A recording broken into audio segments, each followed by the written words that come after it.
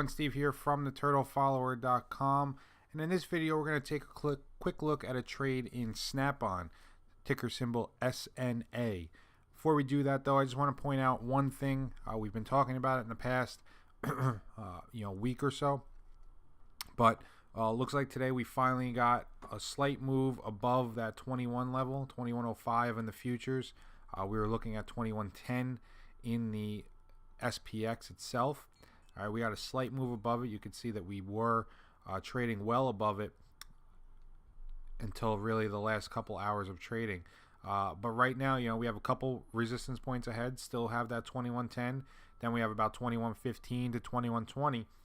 But for right now, I would say that in the SPX, trend is higher. Okay, we're moving higher. We have this nice tight consolidation that we're looking like we're breaking out of. All right, this couple week or so moves, and again breaking out. So once we hopefully clear this 2116, 2120, then really if we look at the weekly chart, it's blue sky territory. Okay, you can see here that we are moving sideways in a larger consolidation here on the weekly chart, and again that level that needs to break is about 2115, 2020. On the downside, we're looking at 2045 or so. But again, I think we break out up to the upside, and then we'll see where we go from there. The one thing that I am watching is what looks to be the upper channel support, which comes in somewhere around 2200. So I should say 2200, not 21.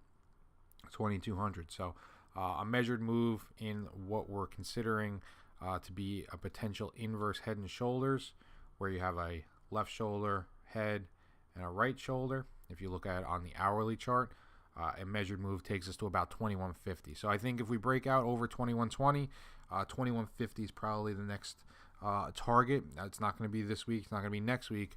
But that may be where we kind of churn and grind to. So that's where we're looking like we're going on the SPX. Now, as far as our trade in Snap-on, if we take a look at that, you can see first we always like to look at the weekly chart. All right, really nothing not to like there on the weekly chart. You have what was a little bit more of a conservative trend line. All right, that broke a couple times, and now it's looking like maybe a little bit more of an aggressive trend line is picking up in Snap-on. But needless to say, the direction of the stock is higher. Can't doubt that.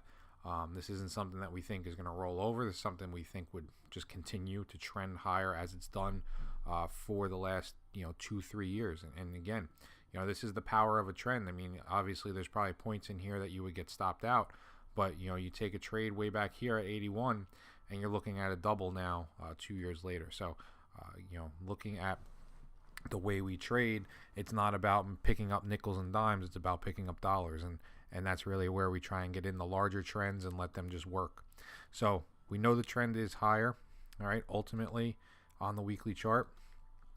So what do? We go into the daily chart and we try and find a good spot to potentially get long, and I think this is as good a point as any. All right, it had earnings this morning, had a very strong earnings, and basically moved above the 150 level. You could see it came back and tested, but ultimately closed near the high of the day on a breakout on heavy volume. So a really good looking trade here in Snap-on.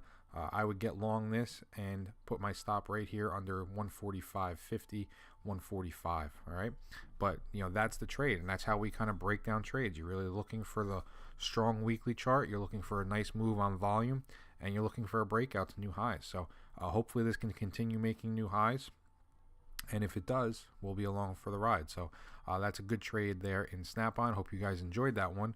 Any questions or comments, please leave them below, and if not, we'll talk to you over the weekend for a stock market outlook video. Have a great rest of the week, guys. Take care.